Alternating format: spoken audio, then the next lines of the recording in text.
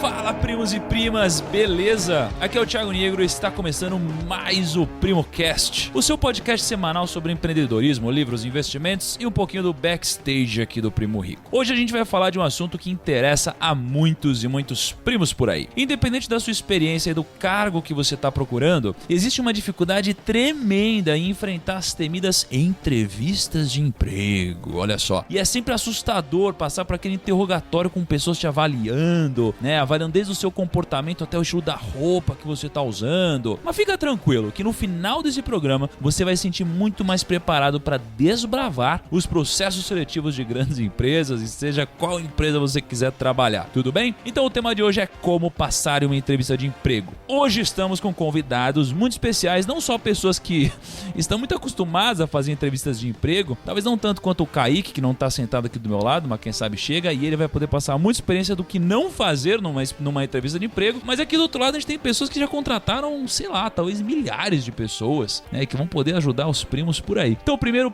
Piero, muito obrigado, seja muito bem-vindo novamente aqui. Obrigado, Thiago, é um prazer mais uma vez estar aqui com vocês. É um tema que está se discutindo muito, assim, eu tenho observado que as empresas, elas não estão mais só preocupadas com a questão técnica. Então antigamente, a pessoa mandava o currículo, aí você tinha lá uma vaga de administrativo, o cara formado em administração, contas a pagar, o cara tinha experiência em contas a pagar e por aí se desdobrava. Hoje as empresas, as grandes empresas, elas estão muito mais preocupadas com o comportamento do candidato em si. E esse é o grande desafio. E aí eu queria ouvir um pouco do Pedro, Walter. Você viu que o Pedro, ele sempre quer fazer o meu papel aqui. Pedro, me deixa pelo menos apresentar as pessoas, velho. Desculpa, Thiagão. Porra, o Pedro, ele chega aqui, agora eu vou o Walter e o Lucas. Porra, Pedro, louco, calma 20, aí. 20 anos de PrimoCast aí.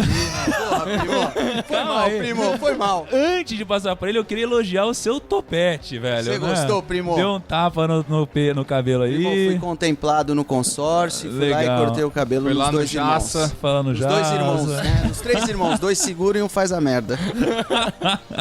É isso aí, cara. Parou na frente, pica atrás, não é isso daí, Isso não? aí, parou na frente e pica Legal, atrás. ficou bacana mesmo. E estamos com o Walter. Walter Longo, muito obrigado. Os primos te amaram. Os primos te amam, Walter. E esperamos frases de efeito hoje com muita profundidade. Um dos episódios mais ouvidos do PrimoCast aí.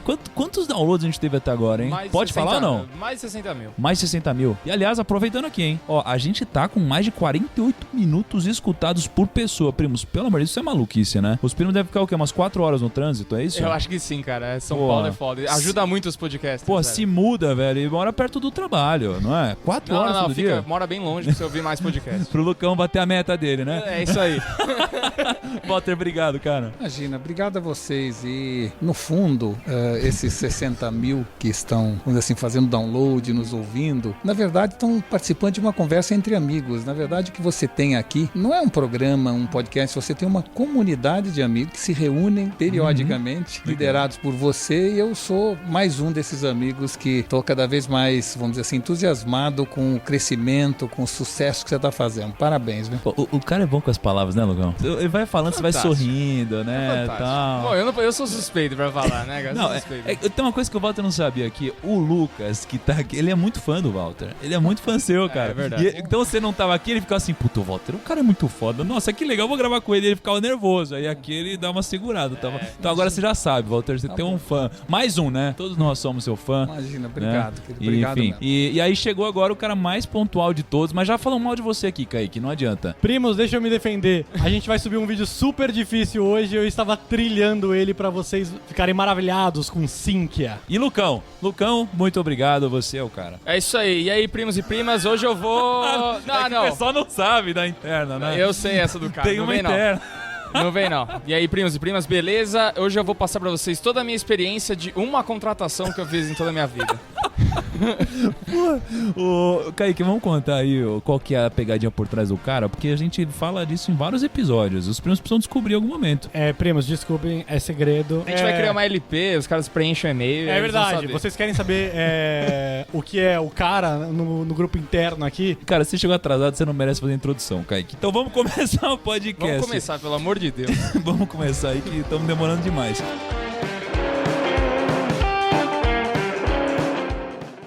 Eu estagiei só 2 vezes na minha vida. Meu primeiro estágio foi, tipo, muito, muito bom, porque foi onde eu aprendi a editar. Só que no começo, eu não comecei já editando. Isso foi meio bizarro pra mim, assim, porque...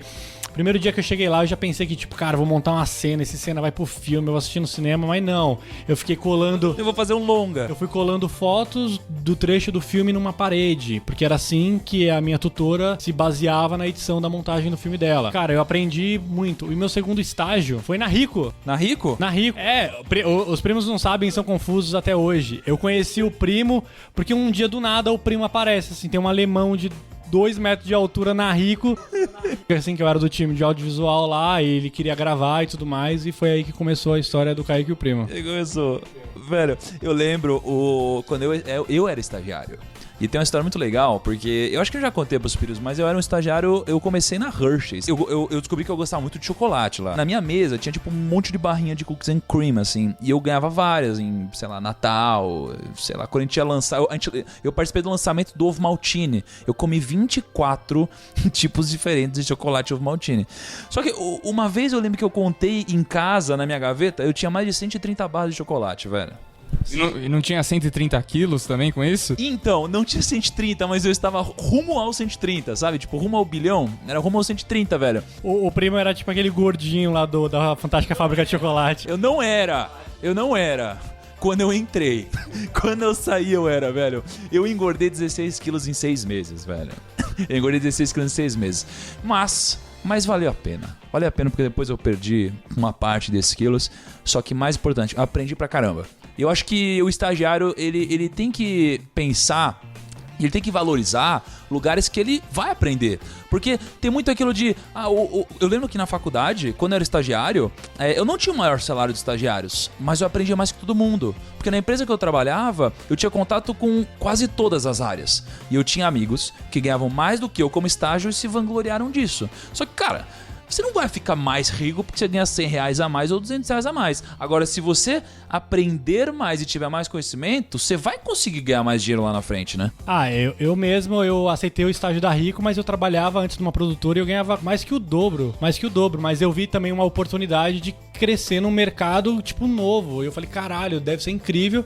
E por isso que eu fui. Cara, eu fiz isso também. Eu era freela, só que eu cometi algumas cagadas, assim, básicas. Eu falei, cara, eu preciso muito trabalhar pelo aprendizado. Eu preciso aprender com quem sabe fazer as coisas, porque aí eu vou me desenvolver como profissional. Então eu peguei, saí disso e fui estagiar. Então foi interessante. E porque eu acho que tem um assunto que casa muito bem aqui, que é o seguinte. Eu tava chegando ontem em casa, e aí é foda que quando eu abro a porta, o Tarantino fica maluco, pirado, né? O Tarantino já veio pulando, a K veio, e aí a K chegou com uma caixa, velho. A K me mostrou uma caixa. Eu falei, nossa, que caixa é essa de presente bonita? E tinha uma caixa da Raizen. Uma caixa da Raizen, uma caixa bonitona branca, com... Não era um laço, sei lá o nome, um negócio roxo bonitão. Eu abri a caixa e tinham vários produtos da Raizen, né? A Raizen... Não é ketchup, né? Não é ketchup, cara, não. A Raizen, ela é gigante, é uma empresa gigante. Então, por exemplo, tinha lá, veio na caixa que eu recebi, tinha uma coquinha. Sabe uma coquinha?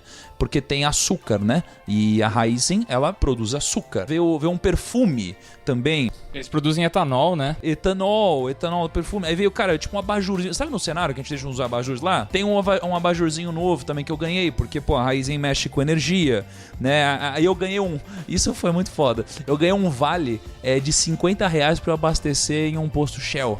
Porque eles também mexem com combustível. Então, assim... Infelizmente, você não tem carro. Só que eu não tenho carro, cara. Mas, às vezes, acontece de eu ter que alugar um carro pra viajar. Não é mesmo? Então, Raizen, muito obrigado por isso. Só que a grande mensagem disso tudo, Kaique, é o seguinte. Tá rolando agora, Kaique, a abertura de um negócio muito legal deles. Que eles me avisaram e a gente precisa passar isso pros primos. Ó, primos, vocês que estão ouvindo aí, e vocês estão no período de estágio, fazem faculdade, fica ligado no que eu vou falar. Eles estão abrindo agora o programa programa de estágio Talentos Raiz em 2019, na mesma energia que você. Por que vocês precisam ouvir sobre o que a gente tá falando agora e compartilhar isso agora? Porque as inscrições desse programa de estágio só vão até o dia 15/4, tá? 15/4 de 2019. Então não sei em que ano, às vezes 2023 você tá ouvindo isso. Mas se vocês estiverem ouvindo em 2019, não deixa de se inscrever no programa de estágio deles, que vai até o dia 15/4. A gente vai deixar um link aqui na descrição para vocês se acharem. A gente consegue colocar, Lucão, um link na descrição? Com certeza, a gente deixa também o link pro pessoal ver do LinkedIn também. Eu vi que eles vão deixar uma série de vídeos lá no LinkedIn pra galera ver sobre o programa de estágio. E, primos, você que não tem LinkedIn pouco, você tem que fazer o LinkedIn, cara. Mas o Kaique tava... Você não sabia que empresa é essa, né, Kaique? Você é uma empresa de ketchup. Eu quero até que você soletre pra mim, porque eu não sei nem escrever o nome dessa empresa. Pô, Kaique, Raizen, não tem erro. É R-A-I-Z-E-N. Mas se liga, ela é a 5ª empresa com maior faturamento no Brasil, cara. Ouviu, primos? Você que tava com a ideia na cabeça de vir pro Primo, não vai pro Primo, vai pra Raizen, gente. Quinto maior faturamento, velho. Putz, é que eu não tô mais no período de estágio, hein, mano? Senão, Vai pra Raizen ganhar dinheiro, pô. Não, mas, cara, ela é muito grande, assim. Ela é a 2ª maior distribuidora de gasolina do Brasil também. E qual que é o site aí pros primos entrarem, pra eles procurarem? O site é www.raizen, raizen.com.br/talentos. www.raizen.com.br/talentos. Você decorou, Kaique, ou não?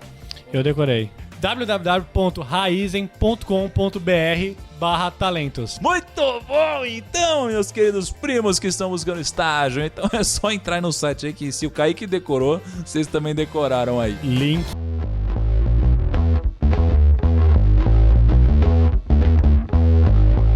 Me fala um pouquinho aí, vocês dois, Walter, Piero, instituições muito grandes, vocês já passaram. Piero tem aí a UI, uma agência maravilhosa. Cara, conta um pouquinho pra mim, qual foi a experiência com vocês ao longo da vida com contratações? Olha, o ato de contratar é como você se jogar de uma janela do último andar de um prédio, ou seja, é no fundo uma aventura rumo ao desconhecido, para os dois lados. A pessoa que chega na sua empresa tenta passar uma imagem que normalmente ela não é tudo aquilo. Você tenta vender uma empresa que também não é tudo aquilo para ela, né? E quando os dois se abraçam, se jogam do 20º andar e esperam que lá embaixo exista um colchão. A verdade é que, no fundo, cada dia que passa, mais eu fico certo de que, por mais que a gente se esmere em tentar definir quais as características de alguém que eu quero para minha empresa, ou qual o tipo de empresa que eu quero para minha vida, a gente normalmente tem uma alta dose de risco nesse casamento, né? Houve uma época onde a gente entrava para uma empresa e ficava nela o resto da vida. De certa maneira, a empresa investia em mim e eu investia minha vida na empresa e esperávamos ser felizes para sempre. Um pouco como casamento, né?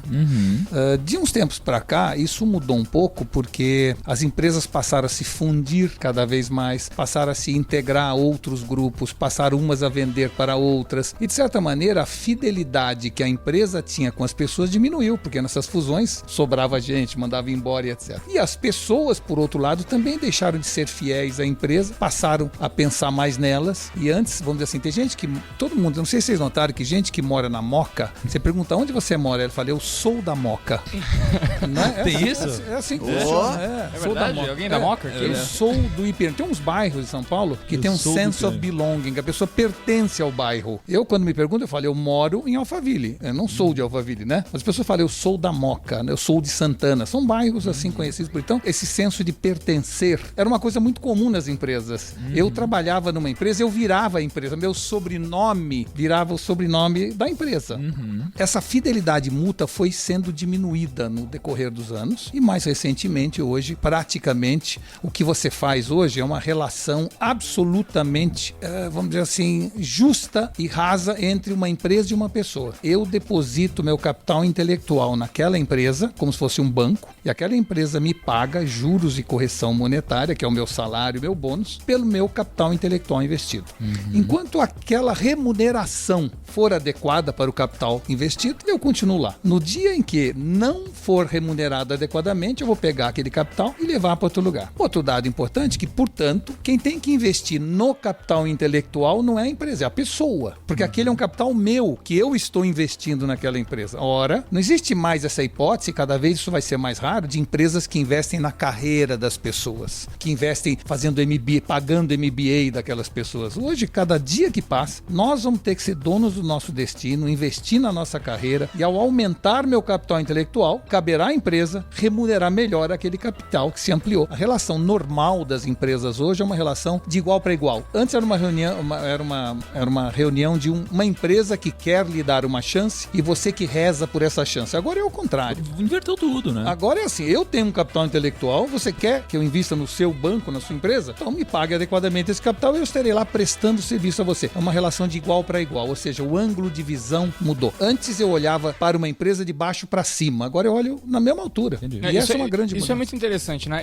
Eu tenho, hoje, acho que eu tenho muito essa cabeça também de tipo assim, cara, você pode tomar essa postura de escolher onde você quer trabalhar no sentido de, cara, seleciona empresas legais, não aceita também qualquer emprego, né? Acho que da mesma forma que a empresa te escolhe, é muito do que você falou agora, você também pode escolher, né? Lógico que você tem que estudar, se aperfeiçoar e tudo mais, mas eu acho que é muito importante que você tenha essa mentalidade de, cara, escolha um trabalho legal, porque é lá que você vai depositar seu tempo, sua energia, onde que você vai ganhar sua grana e tudo mais, então isso é muito importante. Eu diria que, olhando para um futuro muito próximo, isso é a maior realidade, a maior verdade que existe hoje no mercado. A gente, olhando para o nosso grupo, né, nossas empresas, a gente tem uma preocupação muito grande em que as pessoas que estão lá dentro estejam felizes e satisfeitas com o negócio, para que a gente também, de alguma forma, consiga atrair novos talentos. Então, assim, se você quer ter na sua empresa os maiores e os melhores talentos, você tem que cuidar muito bem daqueles que você tem. Porque hoje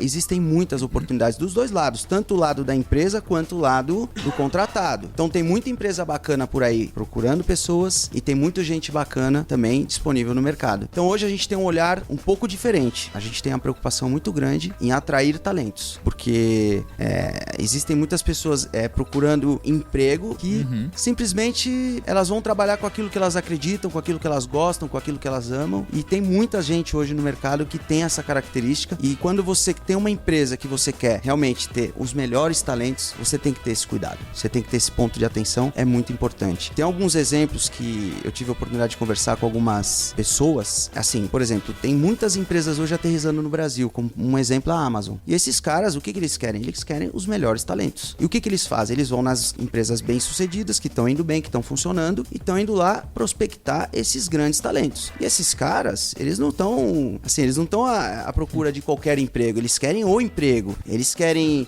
a empresa que eles amam, a empresa que eles acreditam, eles querem ter uma remuneração que eles acreditam que seja justa, eles querem, uma coisa que eu tenho percebido muito, eles querem construir um case na carreira deles, não é simplesmente passar por algum lugar e, beleza, trabalhei em tal empresa, não, eles querem dizer, olha, sabe aquele projeto, sabe aquele startup? Eu tava lá naquele momento, eu construí esse negócio, eu ajudei a construir. Então, eu acho que tanto o lado da empresa quanto o lado do contratado, a gente tem que pôr um ponto de atenção e perceber que isso realmente mudou. A empresa também tem que se preocupar como ser uma empresa atraente pro colaborador. Exatamente, porque realmente mudou. O Walter tá falando sobre, poxa, um momento no mercado em que era meio que a empresa que mandava, você tinha aquelas pessoas que faziam carreira, ficavam 40 anos na mesma companhia, sustentavam a família, a mulher ficava em casa, tinha toda aquela coisa, e agora as coisas mudaram muito. Agora o poder tá muito na mão de quem tem o conhecimento, já não é mais tanto da empresa, não existe essa lealdade tão grande às empresas. Só que eu acho que, dentre várias coisas que mudaram, acho que também mudaram um pouco as motivações que as pessoas têm. Então, a gente já falou no primeiro algum momento aí sobre as 3 motivações que a gente gera ou que existem no profissional. E que são basicamente a motivação extrínseca, a intrínseca e a transcendente. E a motivação extrínseca, ela tem muito a ver com aquela troca. E antigamente, a sua motivação principal era a troca. Então você chegava numa empresa e, putz, pelo amor de Deus, deixa eu trabalhar aí, e a empresa fornecia alguns benefícios, salários, tinha uma troca. Só que hoje, as pessoas, elas querem trabalhar em empresas que trabalhem as outras motivações dos profissionais também. Elas querem se sentir parte de alguma coisa, elas querem sentir que elas estão realizando algo maior do que elas querem sentir que elas estão se desenvolvendo. Então hoje a empresa precisa trabalhar com todos esses lados também. Não é pega uma fábrica, eu vou te pagar tanto por hora e acabou. É assim, por que a gente tá aqui? Por que a gente faz isso? Qual a diferença que a gente faz no mundo? Tem que gerar um bem-estar para as pessoas, tem que gerar esse senso de coletivo dentro do negócio. Isso mudou pra caramba. Só que eu queria perguntar pra vocês o seguinte, pô, vocês falam de empresa boa, tem que ter bons talentos querem empresas boas e tal, mas, cara, numa entrevista de emprego, você tá lá entrevistando um grande talento. Como que você identifica? Como que você sabe que esse cara é um grande talento? O que é um grande talento? O que esse cara tem que falar pra convencer vocês a trazer esse cara pra dentro da empresa? Eu acho que tem várias... Ou esse cara ou essa moça, né? Enfim. Tem várias etapas. Primeiro eu falo muito, eu tento de alguma forma trazer pra dentro da minha empresa, do nosso grupo, pessoas que se encaixem com aquele perfil do que o nosso cliente está buscando. Então, por exemplo, no nosso mercado de publicidade, o Walter é testemunha disso, existe um lado muito forte que os caras ficam o tempo todo falando em concorrência, licitação, tal. Licitação é um caso à parte, mas concorrência hoje, o que acontece? Eu já recebi vários contatos de empresas que elas querem conversar com você, elas não querem falar de questões técnicas, porque elas já te conhecem, elas já te avaliaram, já entraram no seu site, já conversaram com seus clientes, tal. Tem um ponto aí, gente, que vai mudar, na minha visão, o jeito de se fazer as coisas. Tem um negócio chamado empatia. Hoje, a gente tem feito muitos processos internos de clientes querendo contratar a agência por empatia. Então, acho que o primeiro passo que a gente tem que ter com aquele cara ou com aquela pessoa que a gente vai entrevistar é ter uma empatia. O D0 é isso, é você entrar na sala para ter um bate-papo e falar, pô, realmente essa pessoa, ela tem energia, ela tem uma coisa que é o que a gente tá buscando aqui dentro hoje, tá? Acho que é o primeiro passo. Segundo passo, partir para as questões técnicas. O que eu tô buscando? Qual a vaga que eu tô buscando? Isso tudo feito, você vai partir para uma questão, agora que tem acontecido muito, eu tenho muitos amigos dentro dessas grandes empresas como Uber, Amazon, etc. O que eles têm feito? Eles dão um trabalho, eles dão um job pra pessoa fazer em casa. Então, olha, eu vou te dar aqui um briefing e você vai fazer um trabalho e em 3 dias você vai mandar por e-mail, nós vamos analisar como você performou, vamos te dar uma nota e feito isso nós vamos passar por uma próxima etapa. Interessante isso daí, porque dessa forma você consegue analisar o que realmente o cara consegue fazer, né? Não ficar preso no currículo dele, de tudo que ele estudou e tal, não ficar preso na parte só acadêmica, isso é bem legal. Eu já fiz esse teste prático, mas eu não sei se com os candidatos que eu fiz, eles perceberam o que eu queria. Eu não queria o trabalho feito, porque tipo, eu faço edição, então eu mandei um áudio ruim, uma imagem ruim, tudo ruim, e eu falei pra ele resolver o problema. E eu não queria o vídeo editado, eu queria o projeto, porque eu queria saber como ele resolveu o problema. Isso. Não era interessante, tipo, o trabalho feito. Porque o trabalho feito, eu quero saber qual foi o jeito mais fácil que ele achou a solução do problema. Teve um cara que, tipo, baixou 1000 coisas pra fazer uma coisa que dava pra fazer com 3 cliques. Isso, então, exatamente. Tipo, eu consegui selecionar melhor pela criatividade que o cara resolveu um problema. É exatamente assim. Então, assim, essa primeira etapa, o cara recebe um problema, ele tem que trazer uma solução, ele faz na casa dele ou da onde ele quiser. Essa é um primeiro filtro. O segundo filtro, após isso, eles fazem uma dinâmica de grupo pra entender como é que esse cara funciona com as pessoas. E aí, se ele passar nessa etapa, ele vai pra uma prova teste física, onde ele vai ter que resolver o problema, ele vai ter que resolver o problema ali, na frente de todo mundo. Então, aí que você consegue descobrir se esse cara realmente tem talento ou não. Agora, o grande desafio dessas empresas que tem acontecido é realmente o que eu falei no começo, essa parte do comportamento. As empresas estão quebrando a cabeça, porque assim, você só vai descobrir o comportamento do candidato na hora que ele senta para trabalhar. E aí você descobre coisas que você não conseguiu pegar na entrevista, mesmo tendo ali um super psicólogo, um super RH. Então acho que isso é o grande desafio das empresas, é o grande desafio dos negócios. Olha, é interessante o que você está falando, Piero, pelo seguinte, porque muitas das empresas na qual eu fui trabalhar, depois da entrevista que fizeram comigo, e a pessoa perguntou tudo para mim, etc. Depois que ele terminou, eu falei assim, muito bem, respondi as perguntas, respondi. Então agora eu quero fazer uma entrevista com você. Legal. Porque trata-se de uma relação de 2 entes que pretendem trabalhar juntos, portanto. Só que eu não quero falar com você, eu quero falar com o guarda da porta, eu quero falar com a recepcionista, eu quero falar com o gerente de finanças, eu quero entender a cultura da empresa. Porque se eu vou depositar meu capital intelectual aqui, eu quero conhecer essa empresa. E quando eu digo capital intelectual e quando eu digo que em retorno a gente espera remuneração pelo capital, o que você falou é muito importante. Não é uma remuneração apenas financeira. O ambiente de trabalho é uma forma de remuneração. O propósito da empresa é outra forma de remuneração. Eu provavelmente investiria meu dinheiro numa empresa na qual eu me identifico mais do que em outra, mesmo que a outra pagasse mais. Então, remuneração é no sentido mais amplo, não é apenas no assunto argentário de dinheiro e remuneração financeira, entendeu?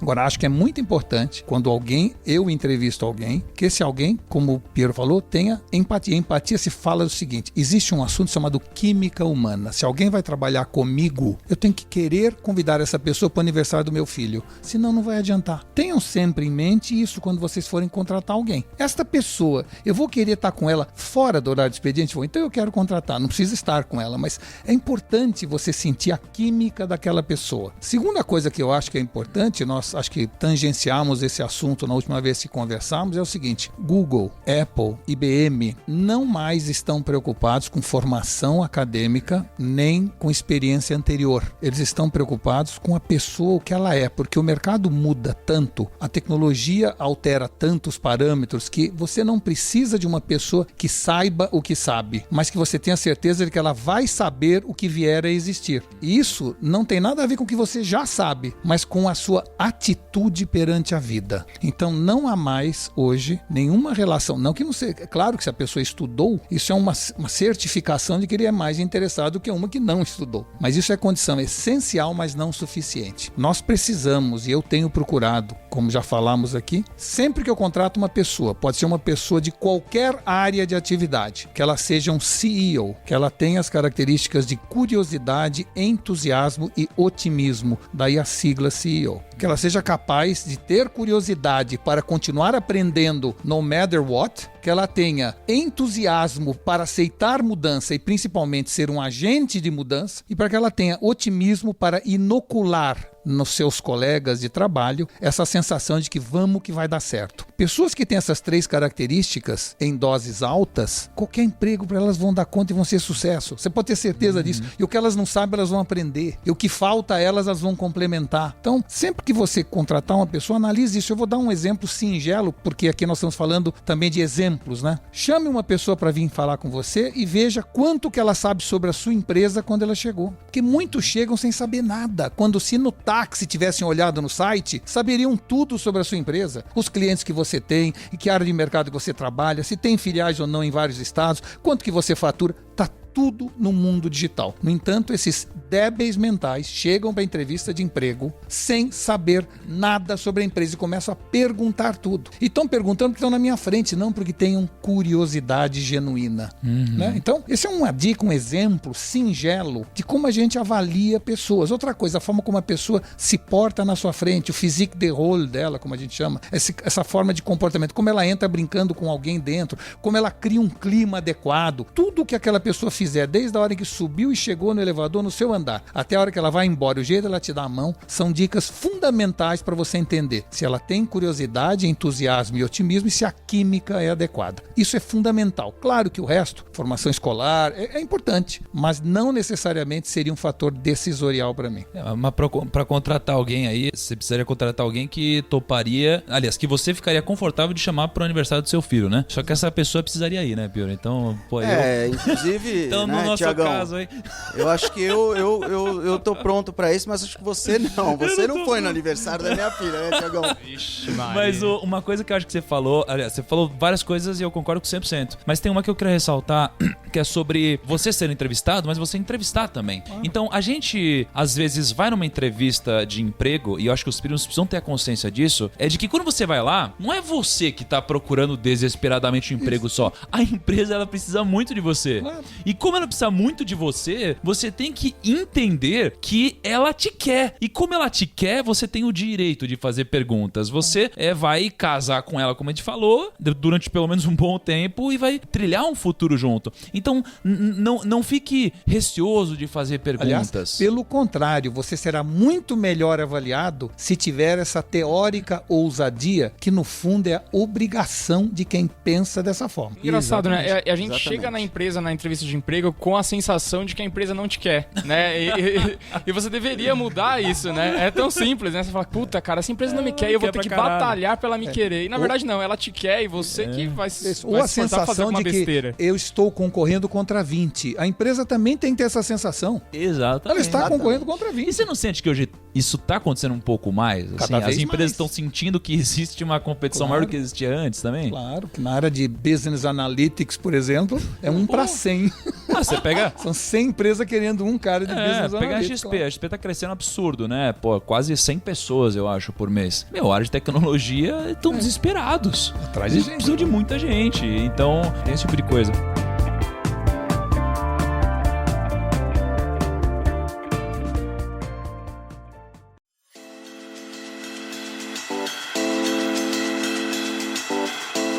Agora, uma coisa que sempre me deixou muito puto quando eu tava entrevistando, e eu tive uma fase da minha vida, aliás, deixa eu contar uma coisa que acho que, não sei se os primos sabiam, não sei se vocês sabiam também, mas eu fui headhunter no mercado financeiro. Eu fui headhunter no grupo Michael Page e foi assim que eu entrei no mercado, né? Então eu recrutava gente, basicamente meu trabalho era tirar gente do Itaú e colocar no Santander. Era isso que eu fazia. E então eu aprendi muito sobre como entrevistar, o que o entrevistado analisa do outro lado, tem a entrevista e tem as dinâmicas de grupo. Então eu aprendi o que a gente gostaria o que a gente precisaria avaliar. E aí foi engraçado que quando eu saí, eu comecei a participar dos processos, então eu sabia tudo que as pessoas analisavam. Então ficou meio que fácil pra mim. Então até que eu tive uma média, Pero, de 100% de aprovação em dinâmicas da minha vida, cara. Eu participei de mais de 20 aí. Então, porque são pequenas técnicas e eu queria passar algumas dessas técnicas pros primos. Só que antes de falar de algumas técnicas, eu queria falar do que não fazer numa entrevista. Porque tem uma época que todo dia eu falava com a minha equipe, eu falava, todo dia que eu quero chegar 8 horas da manhã, precisa ter alguém pra eu entrevistar. Eu nem, às vezes, não precisava de uma pessoa, mas eu queria estar antenado, queria sacar o que estava acontecendo. Às vezes uma pessoa muito gênio e eu queria ter na minha equipe, então todo dia eu entrevistava. E eu ficava puto quando eu ia entrevistar alguém, essa pessoa ela era meio mortona, sabe? Você vai entrevistar a pessoa, tá tipo, meu nome é não sei o que lá, meu nome é Kaique, eu faço isso, fiz aquilo. Fala, cara, você tá numa empresa, você precisa, sei lá, toma um banho gelado, faz igual os malucos lá que a gente conhece, toma um monte de banho gelado, o cara chega animado pra entrevista, precisa demonstrar banho energia. de contraste. Banho de contraste. Porra, tem que chegar banho de contraste, porra. Se você não chegar chegando, metade da sensação positiva vai embora. Tem que chegar chegando. Entusiasmo, que você Exato, falou. entusiasmo. Não Sem é? entusiasmo não tem esperança. Exatamente. Exatamente. E eu acho que um dos grandes erros também que os primos não vão cometer esse erro, mas que as pessoas cometem é não saber contar a própria história, né? Assim, Isso é básico, cara. Precisa ser Isso- igual o Piero, um puta contador de história bom, putz, velho. Você fala assim, me conta a sua história, eu começo a... O Piero vai, Me vem- você chora, te tem- abraça. Tem que aprender a vender o seu melhor produto, você mesmo. Eu acho que como nós aqui, empreendedores, que fomos construindo o nosso negócio do zero, a gente fala que o caminho se faz caminhando. Às vezes, quando a gente precisa contar a nossa história, a gente fica um pouco também perdido, porque a gente foi fazendo. Talvez a gente não tinha aquele business plan bonito, todo desenhado. Talvez a gente não imaginava que a gente fosse tá onde a gente está. Então, acho que diante disso, às vezes a gente tem uma certa dificuldade de contar uma história. E voltando àquele assunto que você falou do entusiasmo, a gente tem que tomar um pouco de cuidado com o entusiasmo versus o vendedor que não é entregador. Muitas vezes eu geralmente eu gosto de participar da primeira entrevista e da última. Então, eu analiso muito essa questão do perfil, do estilo da pessoa, como é que ela se comporta, como é que ela se sente diante dos desafios. E eu digo pra vocês que é muito interessante no nosso caso. Pessoas que são muito vendedoras na entrevista, no dia a dia elas não conseguem entregar tudo aquilo que elas vendem. Então tem que tomar um pouco de cuidado, porque você vender em excesso e entregar de uma forma diferente, isso acaba com você no dia a dia. Então acho que tem que ter essa dose de entusiasmo. Sim.